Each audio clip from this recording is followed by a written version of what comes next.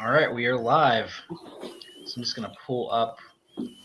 I still haven't figured out if there's a way to actually see the chat on Google Hangouts. I always have to sort of open up another window with the actual live stream and like go back and forth between my screens. Okay. Let's see. Just got to find the event here.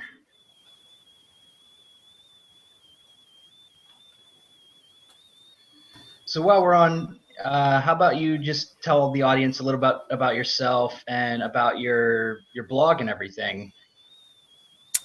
Hi, so I'm Adriana, and I have a blog called Forgotten Charm, and it's basically a small website based on reviews on analog cameras, mainly a lot of Polaroids, some film, 35 millimeters, 110, medium format. And it got started because I also run a small Etsy store. So I refurbish old cameras and resell them. And I thought having a website to kind of support it would work out for me for people who have questions about certain cameras. Very cool. So how long have you been shooting film, and what sort of got you started into getting into your blogging? So my father had a K1000 camera, and he used to like show me how to use it a lot, and sometimes he would let me play with it when I was younger. So that's like kind of like what started for me. And that we used to get like a lot of disposable cameras, you know, when you used to go to vacations, and like stuff that you couldn't like mess up when you're a child. They're like, you can have this and you can play with it. And you're like, yes. Yeah. So I think that's like what started it for me with more of the film stuff, and then like smaller like Mickey Mouse cameras that I used to have. But that's what started for me. And then I got back into it after college. I started playing with Polaroids a lot more because the Impossible Project started making film again. Because they had, I mean, I was still like using like their old film, but then they discontinued it, and you're like, oh, what are we supposed to use now? So. Yeah, I love Polaroid cameras. Like, I shot some when I was younger, but I really didn't get into it until like a couple years ago with shooting Impossible Project film. So most of my experience shooting Polaroids has been with the newer film. So every time I make a video or do anything about it, there's always some curmudgeon who comes back. It's like, it's not as good as the original Polaroid. And I'm like, yeah, but that's not around anymore. So yeah, and like people don't understand. Like, obviously it's not good, but they had years and years to perfect that film. And like the Impossible Project basically just had equipment, like whatever equipment Polaroid like didn't get their hands on or destroyed or got rid of, like they bought it, and they just had to reverse engineer how to make the film from just that equipment. So it's like this huge, like people, like I feel like people don't understand that it's like this huge like undertaking to try to make film, and it's obviously not going to be as good because they don't even know like how to make it. Yeah, they don't have any of the patents or the instructions. They had to reverse engineer the whole thing. Polaroid wouldn't like say anything about it, and they wouldn't give them like nothing. So I feel like because like I have a background in engineering, it's like you can't just like make stuff like instantly. Just make an instant film, yeah. So it's so crazy. Pretty miraculous. But I appreciate, and I feel it's like really amazing like what they've been able to do, and for it to not be like a lost art, that people can still use these cameras. Yeah, absolutely. So we got one question in the chat that's asked if there's any tips for bringing Impossible Project film on vacation, particularly if you're flying. Oh yeah, I've taken it on vacation. I've taken it to, so my boyfriend's from Ireland, so sometimes we will I'll have, I mean, it's fine to go like in your luggage and everything. Nothing happens to it going through detectors or nothing. It's just that right when you get to wherever you're going to go, hopefully they have like a mini fridge or a fridge and you can just store it there. That's the only thing. And it doesn't deteriorate too much if it hasn't been cooled. It's Mhm. just as good. It's just that you also after you've taken your photos, you have to have a place to have that's like flat. Otherwise, if it's like right when you take it out and if it starts crinkling, like all that emotion is going to start shifting around. So Yeah. Yeah, I haven't particularly traveled with the Polaroid films, but like I've traveled with film in general, like 35 millimeter film. And the only stuff with the X-ray that really gets affected is the really high speed right. films like Mhm. ISO 1600 and ISO 3200 and stuff like that. So Polaroid films, the Impossible Project films are not that They're sensitive not to the, yeah, they're not sensitive to that.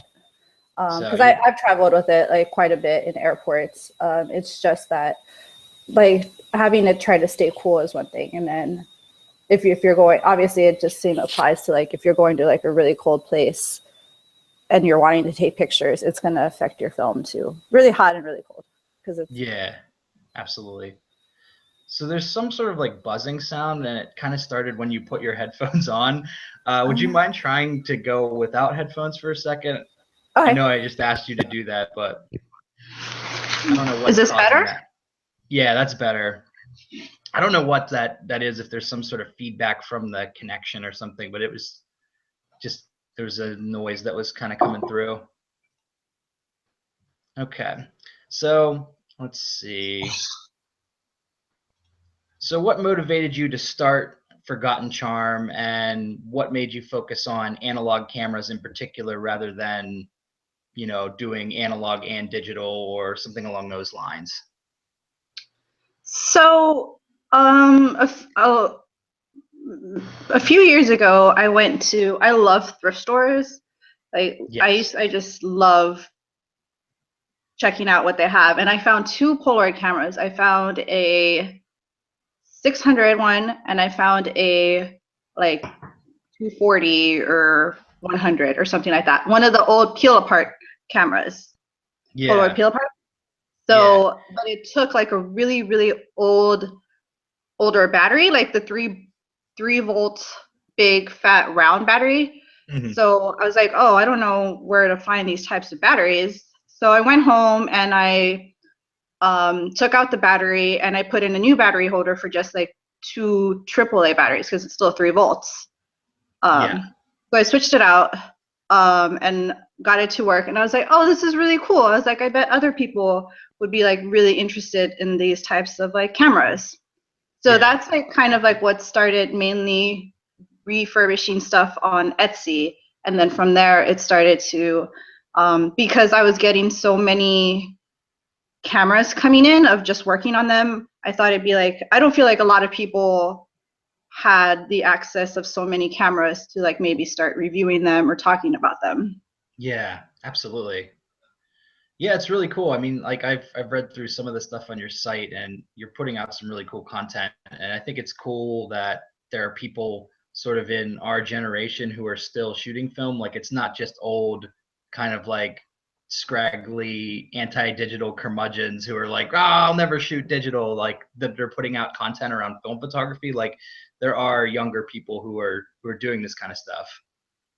Yeah, and I feel though a lot of people are like, it's like, oh, it's like very hipstery and anti kind of establishment, and oh, we're trying to like stay like more analog and retro. It's like the same kind of people that like with like records and things like that or vinyl. True, true.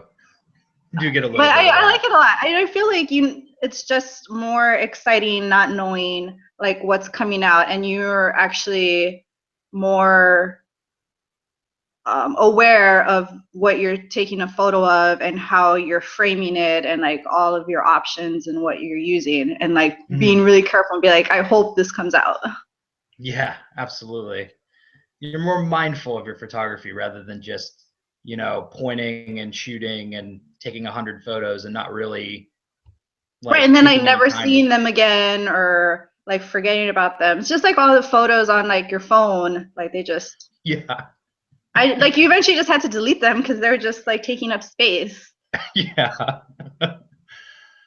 I know it's funny. Like I am pretty good about backing up my photos from like my cameras, my digital cameras, but like not with my phone. So I had a Samsung phone that died over the summer, and I was like, well, those photos are gone. Like, And so I had the same thing. I backed up all of my photos onto my computer, and I have a ton of photos from college that I had on there. And then it was a Mac, and then my computer up and died. So those yeah. photos are like never to be seen again. Like I could Oh, never no. revive that hard drive. But I have like all Yeah. these rolls of film that if I really wanted to, I can go and get them printed out again. Yeah. Absolutely. Unless like my house, like Barnett, hope that doesn't happen, like burns with like all my film negatives. Then Yeah. it's like a lot But you're harder. like, yeah, but you're negative, you're like binder of negatives or whatever. It's not gonna like crash and become inaccessible like randomly. Right. I don't That's know. I cool. mean, it's just different. I mean, I don't know. It's different, but I guess like everything eventually gets lost. Yeah. So we had another question in the chat that asks, "What's your favorite Polaroid camera?" So I really like the SX70, the folding one, like the Yeah. original one, because it has a lot of, it gives you more, a little bit more control of what you're taking, and it gives really sharp photos. Yeah. But if I didn't have like enough money to use that, or my other second choice would be just the Spectra, like the Spectra system, just because of all of the accessories you could use with it. Yeah. Because like you can connect like a remote shutter, you got all those, they've manufactured all these filters for it, and you can do double exposures on it really well. If like you it's just, I feel like there's a lot more options with the Spectra, and the pictures are a little bit wider. Yeah. Yeah, I still haven't shot with any of the Polaroid Spectra cameras. I'm really curious to try those out, particularly because I've seen a lot of people do double exposures and really cool stuff on that. And it's, I think there are ways to around it that you can do it on other cameras, but it's like not without doing crazy things like opening up the film door in the middle of the exposure and stuff like that. So it's Right, just and the like Spectra is just easier. easy. Basically, just you just turn it, like close it, and then open it up again, and it's like it forgot it took a photo. Yeah. So that's cool. Have you tried the new Impossible Project camera, the I1 camera? I have not. Um, it's it's like beyond my price point right now, and I haven't. I've Yeah. seen other people who have had it, but I haven't yet personally like played with it. Is it? I saw that you like had an unboxing for it. Have you Yeah. played with it a lot? So I've shot with it a little bit. I shot like 3 packs so far, and I'm doing a video. Probably I've shot all the footage for it. I just need to edit it, where I went out and shot with a friend and took some photos with it. It's really interesting. I thought I wasn't gonna like the camera like when I got it. Like I mainly got it just to test it out and review, and I figured like if I hated it, I would sell it or something. But now that I've like been shooting with it a bit, I'm like, I kind of like this camera. Like it's really cool to be able to connect with the smartphone app, and it has like an app to do double exposures. It has an app where you can actually manually adjust the aperture and shutter speed, which is kind of wild. And there's other things that you can do with like light painting and stuff. So I was really kind of impressed with the app, and I liked some of the photos I got. It's probably not my favorite camera still. Like I'm in the same boat as you. I really love shooting with the SX70 because you just get a little bit more control and the results end up being good. Like if you nail focus on the SX70, like the photos are super sharp. Like Right. I'm surprised that you could even get those kinds of results with a Polaroid camera. I was like, this is amazing. But yeah, I don't know. I've been impressed with the I1 so far. I really want to. I really would like to play with it. I have a feeling because I don't shoot as much. Like I don't take out like the Polaroid cameras as much. I don't know if I would use it as often. Yeah. Is it Yeah. bulky? It seems like it's a bit big. It's like big, but it's really light. I don't know. It's not like a burden in any way. So I've enjoyed it so far. Yeah, I might think about getting one. I don't know. Yeah. Might Because think I have about like starting. the one that they made that you can put your phone and then a picture comes out. Oh yeah, And the I don't use that much. So I yeah, don't know if yeah, it would be the same. exactly. What is that? The Instant Lab or something? Yeah, Yeah. Yeah, I know. It's like I'm glad they're making cameras, but at the same right. And time, it's good that they do. Like so people have like options and that the film doesn't die. yeah. I feel sad because like now the Fuji peel apart film has been discontinued, and like Yeah. so all of those cameras are just going to be paperweights now. Yeah, it's a bummer. Like there's some people who have like converted the backs to shoot like Instax film, but then it's like I don't know, it's not the same. Yeah, So yeah, that was a bummer. I when they discontinued it, I bought a couple of packs of FP 100C, and I'm like, I like feel guilty shooting it because I'm like, oh, it's like $3 a photo, and they don't like it doesn't exist yeah, anymore. Yeah, so sad. so it's a bummer. Like I can't even like enjoy shooting it because I just think about how much money I spent on those like Like this packs should of be that. used for like a wedding or something. Yeah. Like super occasion. Yeah. So I'm hoping to do a video on it at some point. Like I've shot a couple of packs of it and I have like 2 left and I don't know if I'll buy anymore because it's like become like $30 a pack for FP100C and I just can't justify the price for that. Yeah, it's really sad. I just can't believe like all those cameras are not going to be able to do anything. I mean, I guess you can convert them, but yeah, it's definitely not the same. It's not the same experience. Yeah. So let's see. So what's your favorite camera that you've shot with so far? And this could be film or digital. So my go-to camera, just because impossible project film can be expensive, is I really Mhm. like my Canon AE1 program. Yes. I use that for most of my vacations. Yeah. I really it's just like after you use it for a while you're like I know what I'm doing now. This is like really good and you're consistent at it. And then you can Mhm. like try other different films and compare them and I have like like 2 different lenses on it and it's Mhm. just like a wide range of like the options and I just love the results that I get with it. Yeah, that's actually become my favorite 35 millimeter camera. It's just so much fun to shoot with it. Like it's probably not the best 35 millimeter camera in terms of like features, but it feels so good to shoot with that camera. Everything feels so precise when you're taking the photo, like the sound of the shutter and everything. Like it's just an enjoyable camera to shoot with. So I shoot with that a lot now whenever I'm shooting film. Like it's great. Yeah, I love it. I like that. And then I think after, if I was to choose another camera, I really started liking my little Yashica A. It's like Mhm. 120 millimeter. And it gives me such sharp results. Like I never expected it to be so like good. Like I don't even like if I feel like I'm messing up a picture, it still comes out pretty well. I don't know. Yeah. I really like it. But it's like it's really heavy. It's heavy. It's a heavy camera. Yeah. And it's Is just that like a a block. It's like a is brick. that like a is it a twin lens reflex camera? Like does it Yeah. have okay, yeah, yeah. Yeah, I've never shot with one of those the Sheikah ones. I have a Minolta auto cord and that camera is like surprisingly light for being a medium format camera. And I haven't shot too much with it, but it's pretty fun.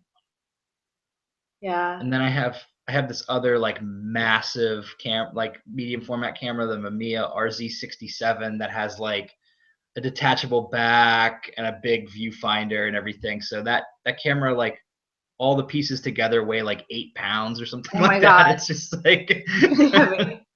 yeah. The only thing with like those is like looking through the viewfinder from the like if it's like not well lit, you're like I can't see anything. Yeah. So I Absolutely. don't know. What's your favorite digital camera to use?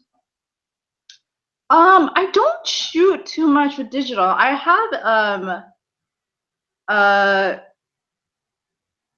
Canon SL1, like the little miniature version. Yeah. And I really like that just because it's smaller and it's easier to take around. And that's like mostly what I shoot with on digital. Mm. Yeah, I go back and forth. Like there are some times where I go on a bit of a analog tear and I shoot like only film for a few months, and then I like run out of money and then like I end up shooting more digital. So it's always a balance. My favorite digital camera is, I have it here actually. I shoot like everything with it, is this Sony A6000. Like super surprising quality considering like the size of the camera and the price of the camera. So I've really enjoyed shooting with that. I shoot a lot of like portrait photography with that, and then like all of the videos on my channel I use that camera. Oh, okay. That's cool. Yeah. I would like to dabble more in like YouTube stuff, but I don't like filming myself. Right. I'm like, it's like if I've done like any videos, they're just like from the neck down and like my hands. So I've done like 2 videos. I'm like, all right, this is enough. Yeah. There are some people who do like kind of exclusively that, like their face is rarely shown on camera. There will be like a picture, it'll be like a video of them holding a camera and talking about it and stuff. So you can get away with that.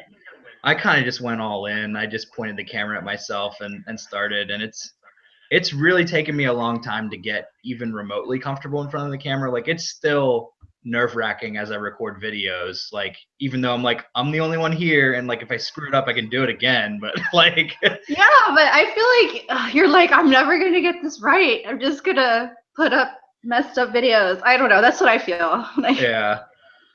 It is funny though, like I've learned a lot making YouTube videos because trust me, if you get something wrong, people will let you know. So like something like the YouTube comments, people love telling you if you were wrong. So I always end up learning something though, which is nice. But for the most part, like at least in the film community here on YouTube, like the comments are usually really nice and supportive and friendly. Like I've only had a few like people that were trolling. That's it. I might put up like more just videos. I mainly just want to put up videos because also to supplement my, like on Etsy, people asking me questions about certain things. I'm like, Yeah. oh, I wish I just had like a video that shows them what they're asking. Yeah. People to there, because like you just get like like tons of questions that are all the same from like Yeah. people using cameras, and especially like Polaroid cameras. You get like a lot of like the same types of questions. So But also people don't read. Like I feel like I put really long descriptions about each camera for a reason, but yeah. everybody just asks me what's in the description anyways. So Yeah. it's just, The path of least resistance. Yeah, like yeah, people they're like, will oh, it's a camera. Does it work? I'm like, oh yeah, like in the title, working camera. working camera. Cool. They didn't get that far. They just clicked on the picture. Yeah, yeah. They're like, oh yeah. So I don't know. It's just so funny, like dealing with different types of people. Yeah. No, you'll get that. And trust me, like if you made YouTube videos, then people would comment on your YouTube videos asking questions too. So That's so funny. yeah, it's fun. I really like responding to people's comments. Like I enjoy if I can help somebody learn something, like even if they took zero effort to just Google it. Like a lot of people ask questions that are really easy to find out if you just like typed it into Google. So I don't know. I guess some people just want to. I don't know if it's they want to like they want somebody who has knowledge to tell them. So it's like more authoritative maybe than they found it themselves. I don't know what it is, but I enjoy it. Yeah, definitely. I mean, people probably like value because you work with like the camera so much. You obviously would know instead of some nobody that they don't know on the internet just being like, yeah, do this. And you're like, no. Okay. Yeah, I would definitely encourage you. Like, if you're considering doing YouTube videos or making videos and putting them up, I'd say go for it. Like, It's fun, and it's a new avenue for people to find your like blog posts and your camera store and everything too. Yeah. I just keep putting it off, and I keep talking myself out of it. I'll try. I know, and I should. It should be fine, but I get nervous. Just do one and put it up, and then you'll get the ball rolling. And once one's up, you'll be like, okay, I can do this. I'll do another one. Like, Yeah, that's kind I put like one, and it's like reviewing like the little rainbow SX video, and then I have one about the spectra and how to do the timer, and then I have a really long one that I haven't edited that talks about doing double exposures, but I just cringe thinking about it. I'm like, oh, I have to watch that video about myself, and then I have to edit it. yeah. Oh. I was like, what if I don't even know, like, I don't have enough examples, and maybe I should take some pictures of more double exposures and put them in there. And I'm like, oh, I just get overwhelmed about thinking about it. I was like, I might as well just write a blog and then put that video in there too, and be like, you don't know what I'm talking about, see this video. Yeah. If you're more visual. Yeah. Yeah. So do you have your videos up on YouTube? I do. It's under Forgotten Charm as well. Okay, I'll have to look that up. I didn't see that before.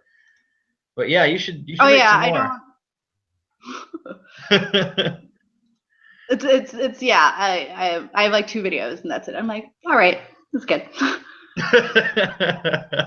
It was a good run. I was like, I don't think I'm gonna become a YouTube star anytime soon. Cool. So we talked a little bit about this, but tell us a little bit about your Etsy shop and how that got started, and I guess some of the places that you seek out to find cameras or what you're looking for and that sort of thing. So, as I said, I got started mainly on when I found these cameras at a Goodwill, and so I came home and I converted the batteries on one of them, and I was like, oh, this is really cool. Like, other people probably wouldn't know how to do it as well. And I just started to get a whole bunch of those pack film cameras, and I converted the batteries out.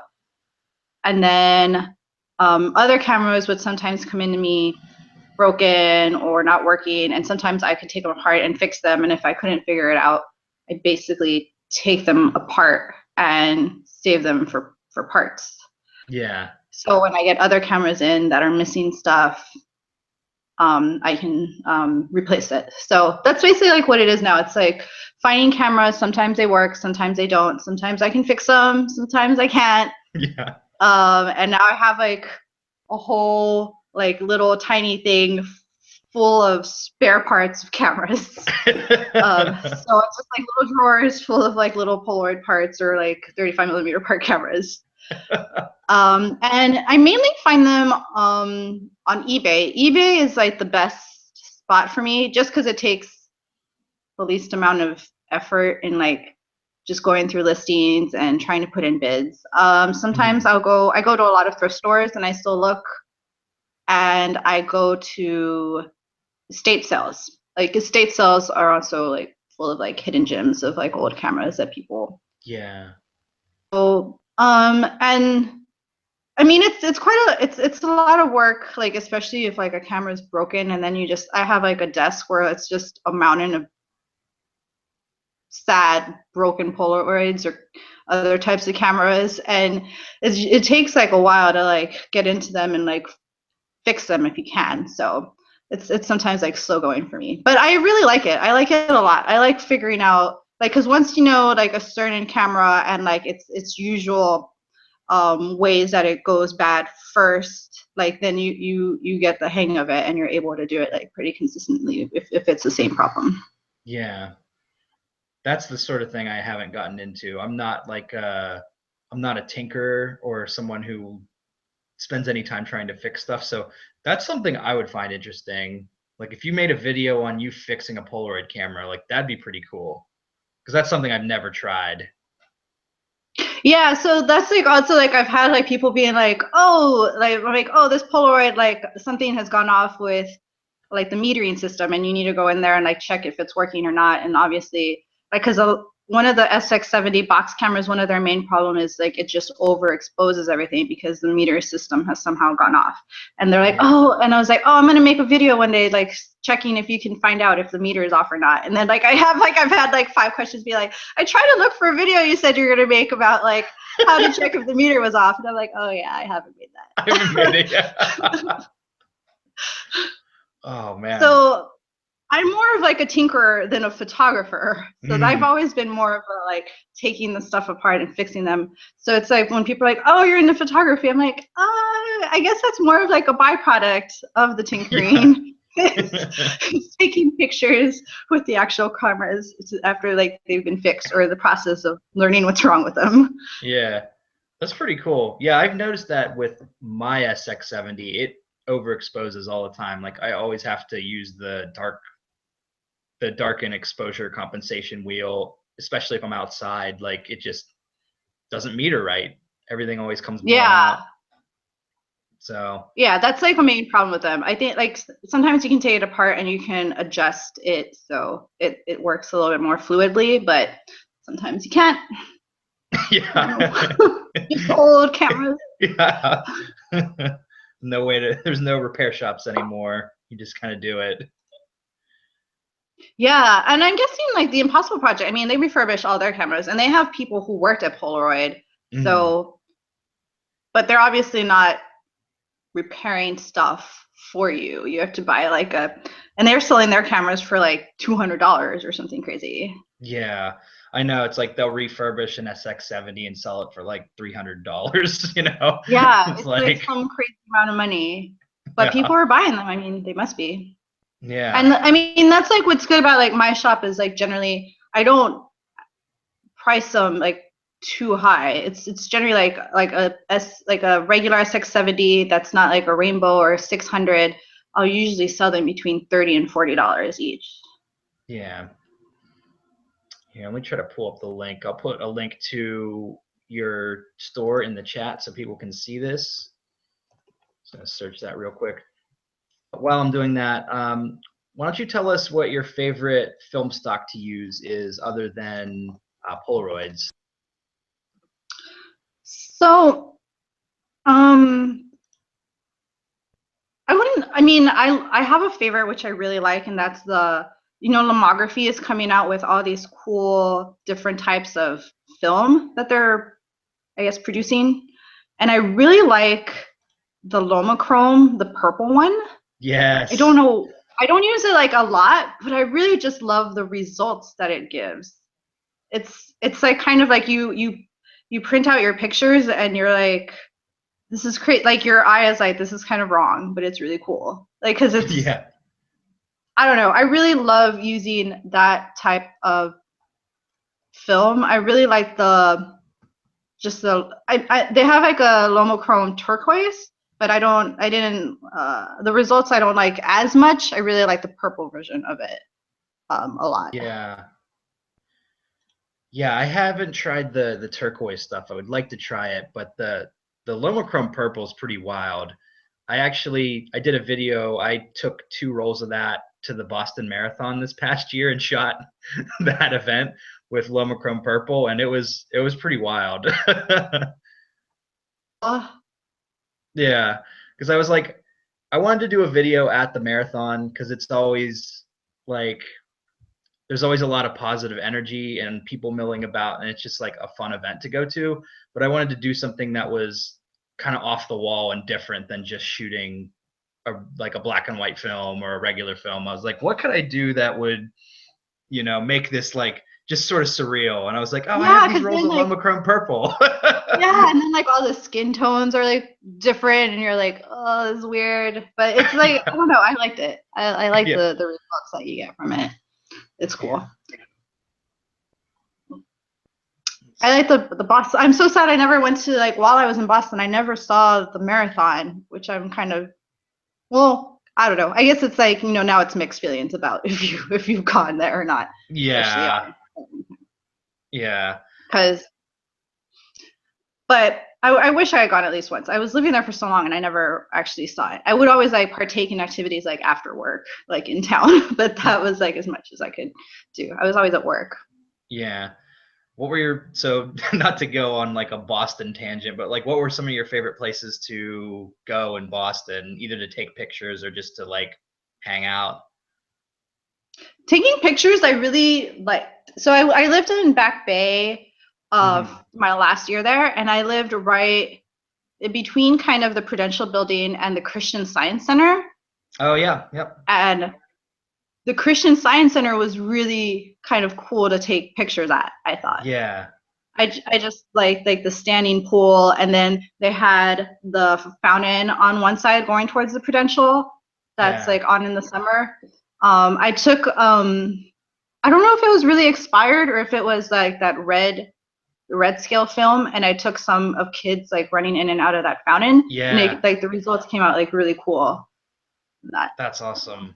Yeah, I still have a roll of that red scale, Lomo red scale film. Maybe I'll try shooting that when right now they drained the fountain for the winter time, and so it's not super photogenic right now. They're also doing yeah. They're also doing like construction out front, so everything's like fenced off. So it's like it's like, oh, this place it's not as nice right now, but I'm sure next summer it'll be good again. Yeah, that's cool. That place is cool. I like that area. And there is also this, I don't know if you've ever been there. It's right by the Christian Science Center it's a shoe store called Bodega. Have you ever been in there? I don't think so. I'll have to look out for that.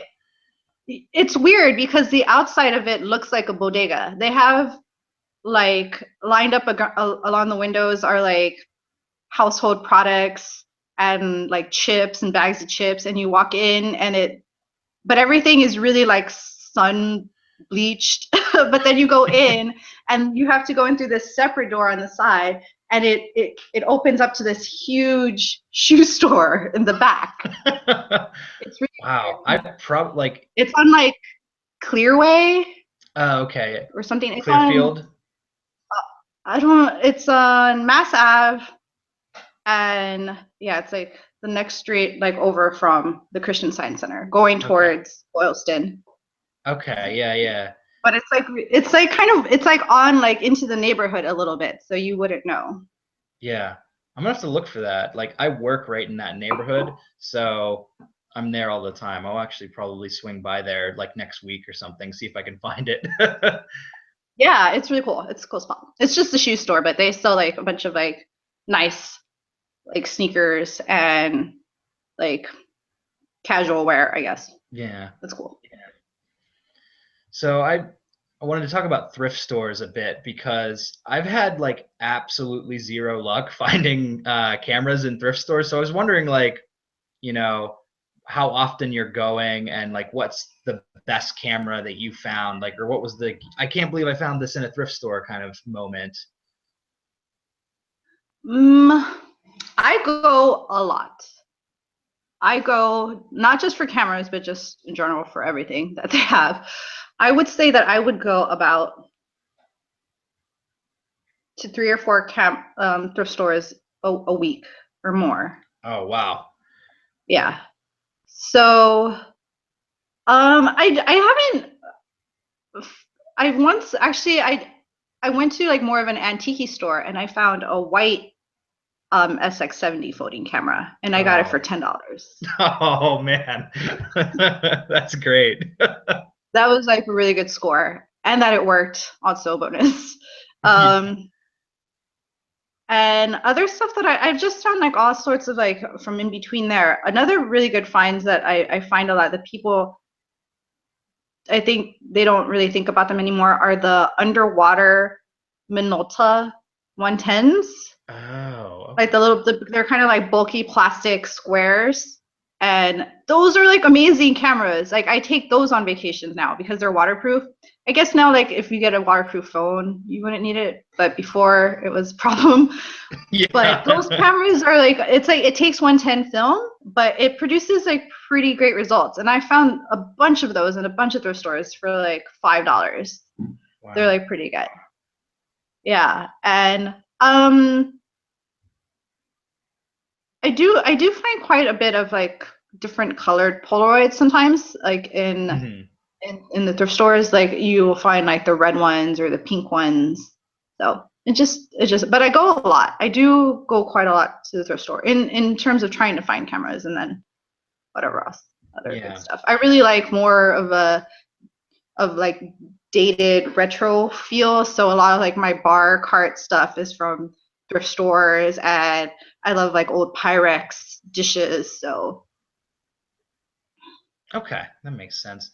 Yeah, like I haven't gone a ton. Like there's a couple of thrift stores in the Boston area. Like there's a few Goodwills and there's like boomerangs and stuff, but they never seem to have like any cameras period. Like they might have one sad like late 90s point and shoot like crappy it's always like yeah, some crappy like you need to go to the off-brand. ones outside of Boston. There's a really good Salvation Army in Saugus. It's pretty big.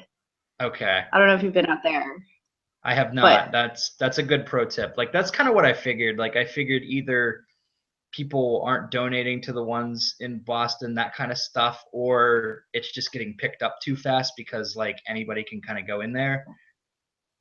yeah, it might be. I've found some like cool stuff in like further out from Boston, but there's like some cute like good like little gym places that sometimes I found stuff in. There's one in I think in near Central Square. There's like a little tiny Goodwill going towards MIT, Okay.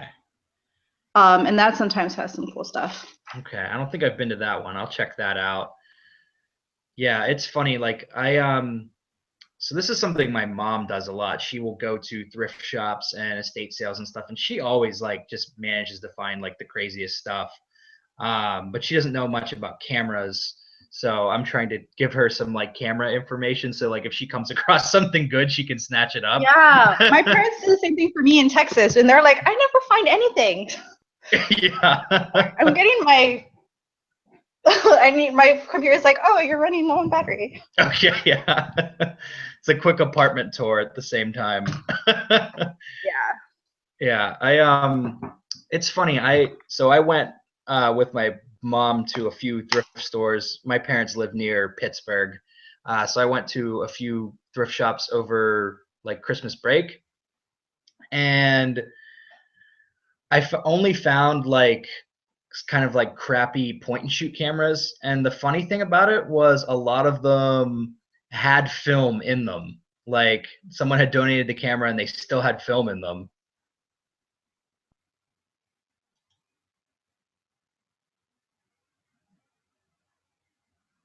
Oh, it looks like you froze.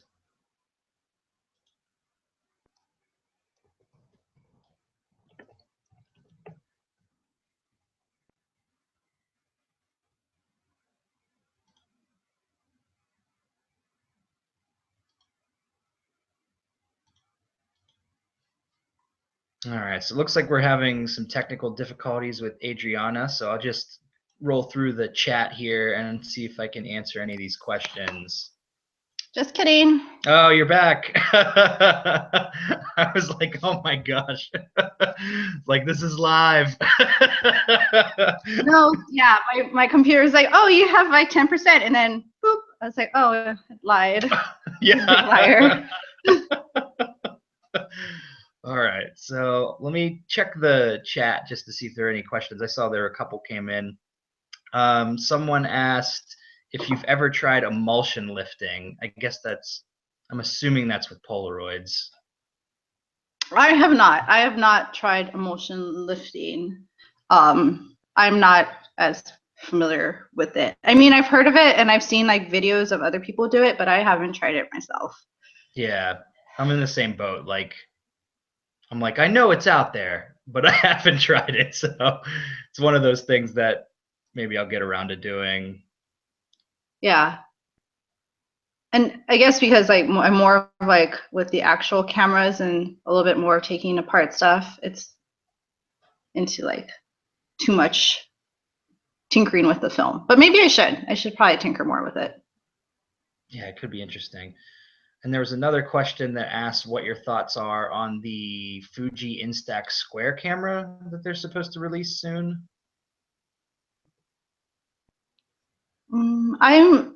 I haven't really been keeping up with like the Instax stuff. I have like a Instax 210 camera, but I don't use it like as often as like my other cameras. It's like pretty big. Yeah. I feel. Yeah. And heavy. Yeah, I have the Instax Wide 300, which is essentially the same type of camera. And yeah, it's I don't shoot with it that much anymore.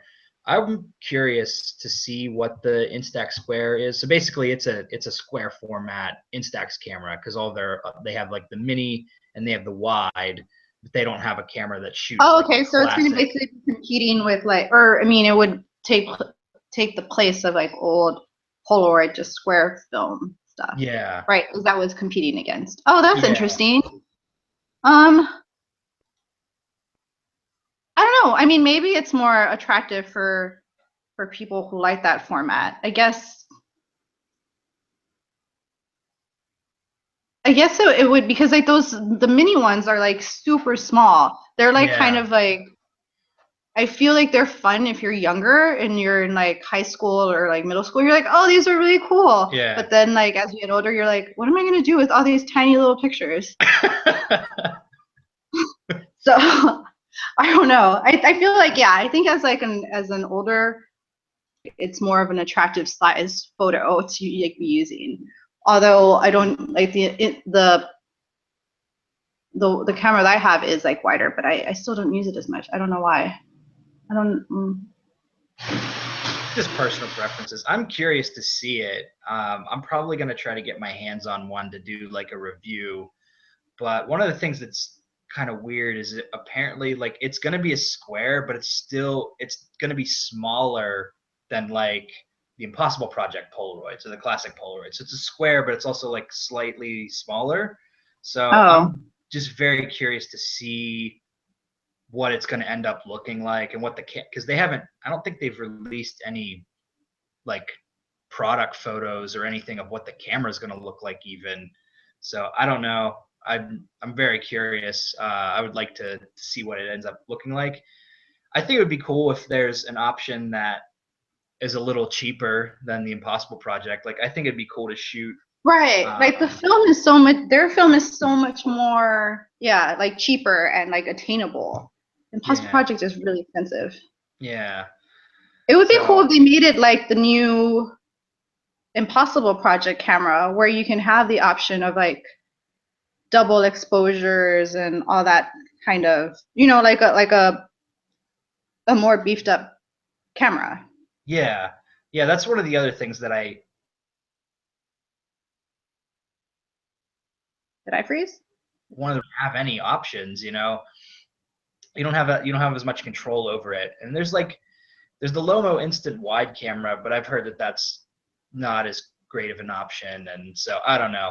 I want to see Fuji actually make a more serious Instax camera. Right. That I think I would use it more if it had more features, like just like, yeah, like you could have like longer shots or double exposures, and it could interact with like maybe your phone. That would be really cool.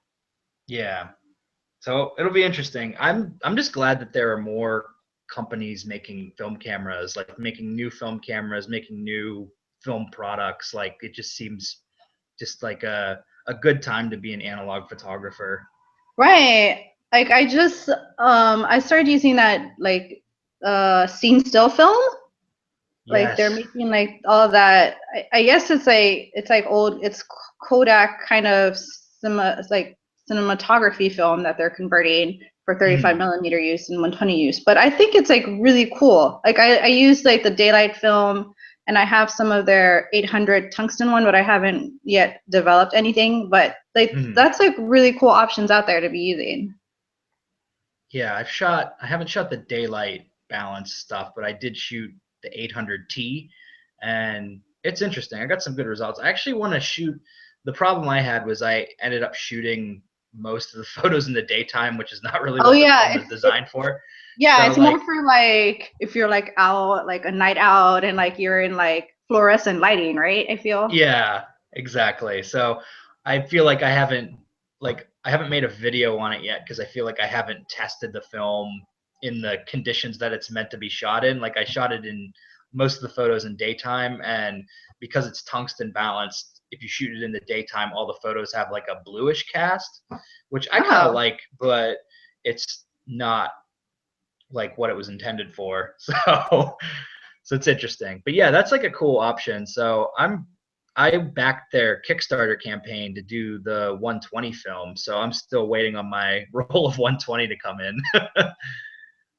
Yeah, and I think people can still get like the 120 film, or I think they have like Indiegogo, and I think Indiegogo you can still back it or something. I don't know. Yeah, Indiegogo is yeah, different than Kickstarter. that's the They have like campaign weird lax rules yeah.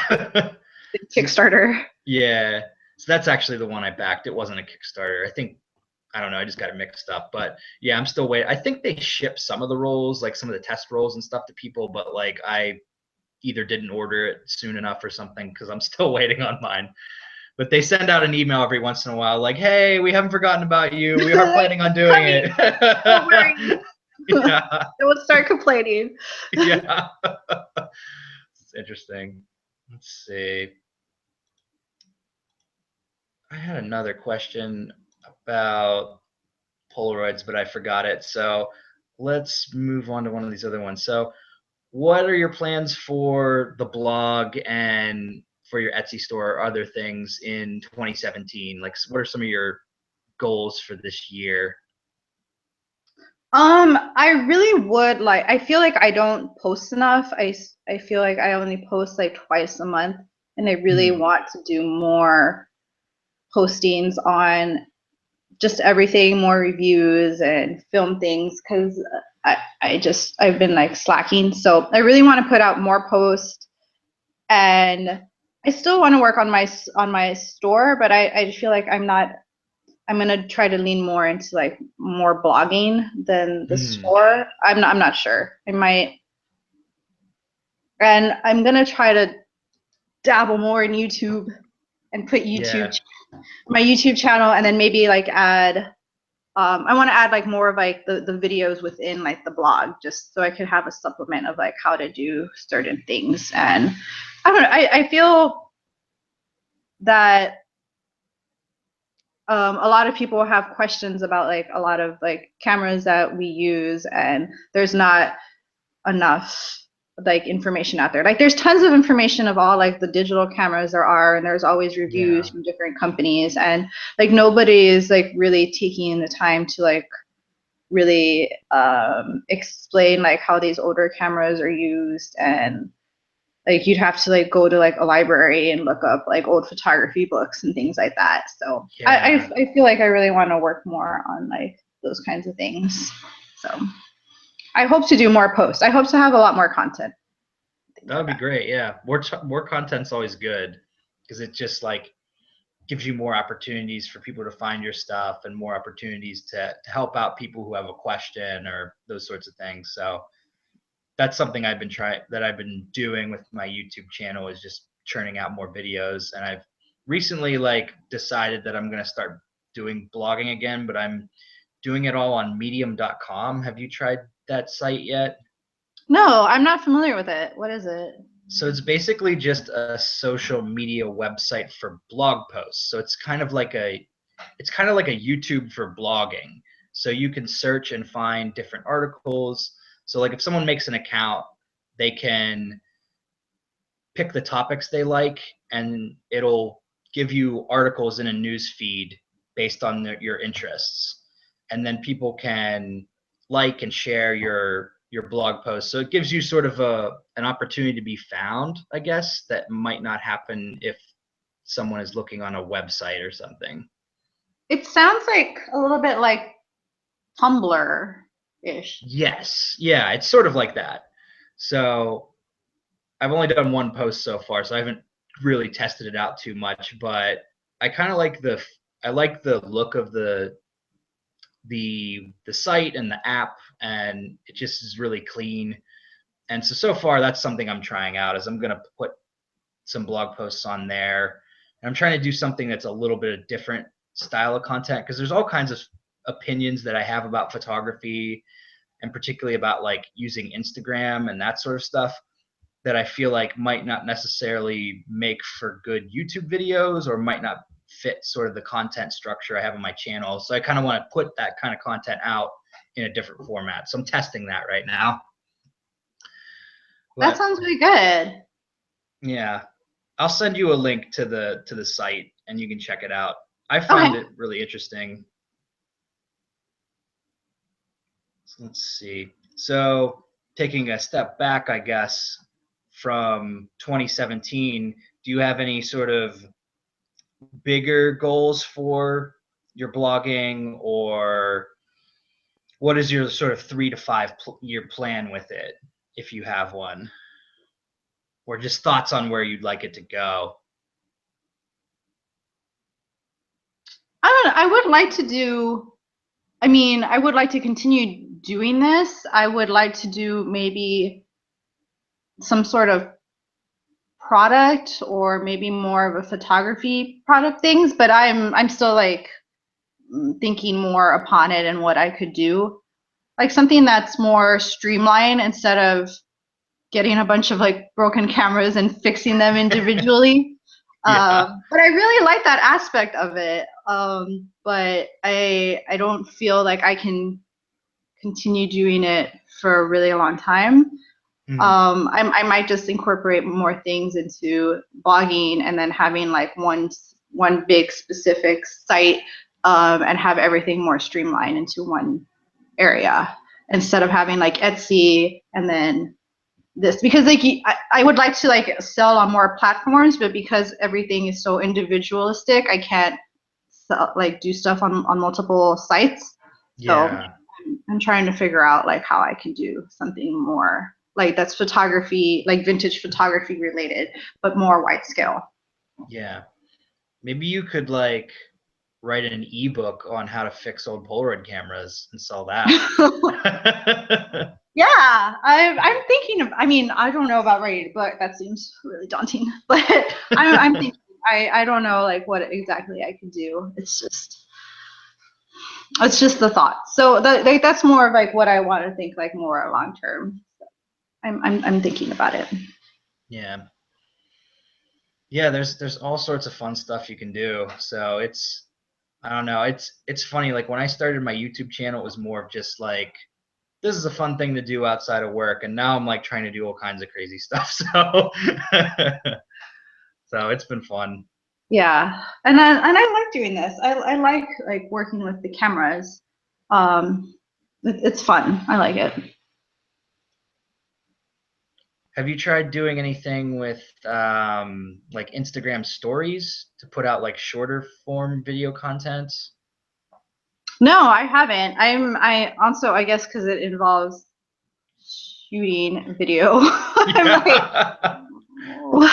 like I feel like I'll put out like videos and I'm like, this is dumb. I don't like what I'm doing.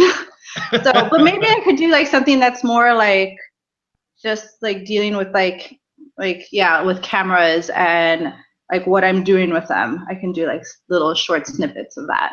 That would be cool. Yeah. I guess I could do like stories. Yeah. Do you do stories a lot?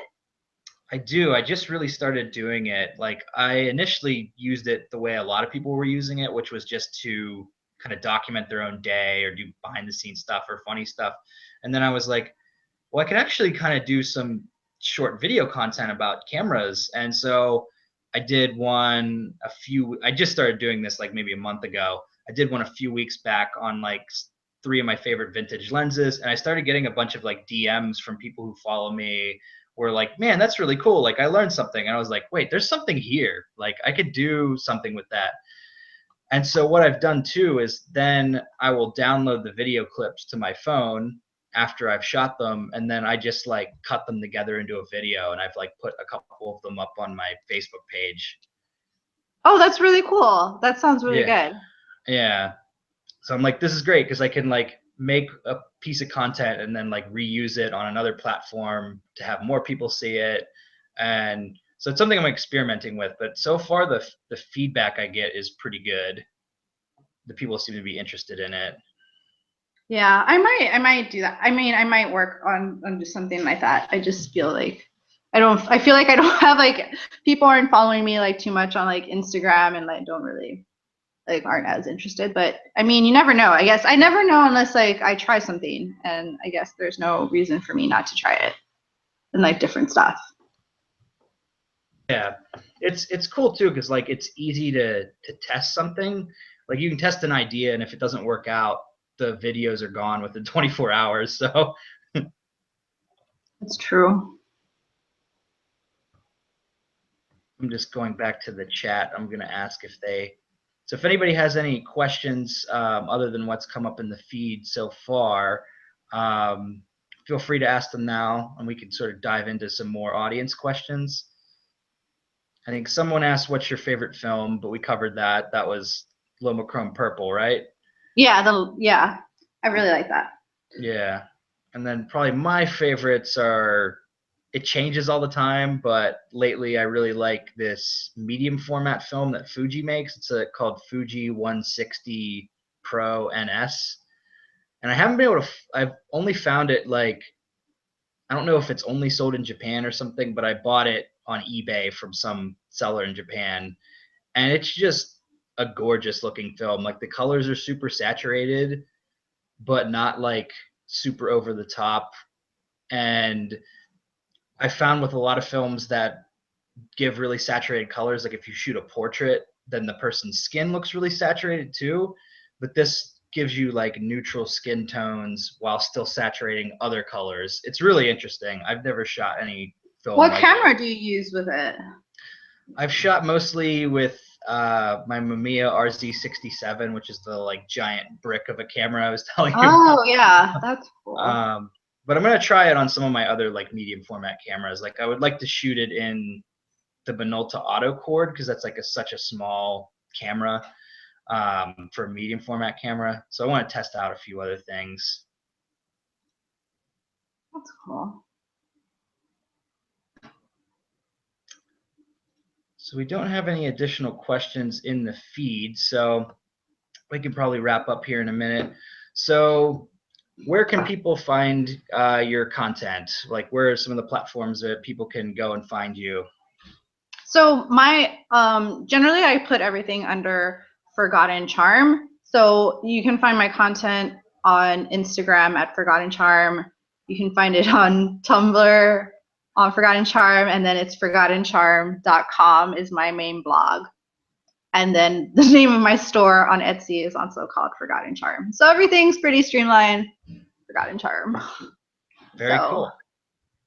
And I also have like a YouTube channel, which I think is Charm. also called Forgotten Charm. Yeah. But I don't. Yeah, I have like 2 whole videos, so it's not a lot. But 2017. But hopefully this year, a lot more content of me from like the neck down. Yeah.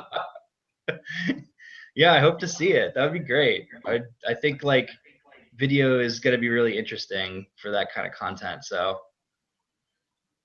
all right. Well, thank you so much for joining me for this interview. This was like, I love doing these. These are like just a lot of fun. Like it's just a good way to talk to other people who are doing film photography content online. Yeah, it was great. I've never done something like this before, and it's a lot of fun, and it's a lot better than I thought it would be. I was like, oh, I'm gonna mess up, and this is gonna be terrible. Obviously, with my problems with my sound and with my computer dying in the middle. Yeah, those are minor. So yeah, this is good. Thank you for having me. It was great. Yeah, absolutely. So we'll keep in touch. Yeah, definitely. It's gonna be good. Thank you so much. All right. Yeah, absolutely. All right. Well, have a good night. We'll see you later. Good night. The rest of my day. Yeah. Right. Time difference. All right. Thank you. We'll see you later. Bye.